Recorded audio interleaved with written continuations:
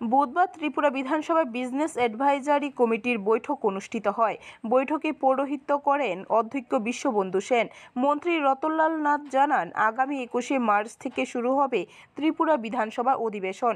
বিরোধীদের দাবি অনুযায়ী এই বৈঠক শুরু হবে শুক্রবার থেকে। তারা দাবি করেছিল বৈঠক তার পরবর্তী শুক্রবার পর্যন্ত রাখার জন্য, কিন্তু বৈঠকে ট্রেজারি বেঞ্চ থেকে সিদ্ধান্ত নেওয়া হয়েছে 1 এপ্রিল পর্যন্ত বৈঠক চালু রাখার।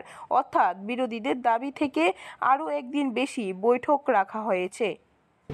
21, 24, 25, 26, 27, 28, 1 ওয়ার্কিং ডেজ শুধু এবং ইদানিংকালে 10-15 বছরের মধ্যে এক নাগারে এতদিন বোধ হয়নি। আমি রেকর্ড দেখতে হবে, বোধ হয়নি। তবে অনেক আগে একবার হয়েছিল 8-9 দিন, সেটাকেও আমরা ব্রেক করার চেষ্টা করছি আরও, কারণ ওখান থেকে সেখানে আমরা আমাদের এই বর্তমান সরকার চায় যত বেশি আলোচনা, আমরা ওপেন ডিসকাশনে বিশ্বাসী, সুতরাং সেই জন্য আমরা এই সুযোগ দিয়েছি। ব্যুরো রিপোর্ট, খবর ত্রিপুরা।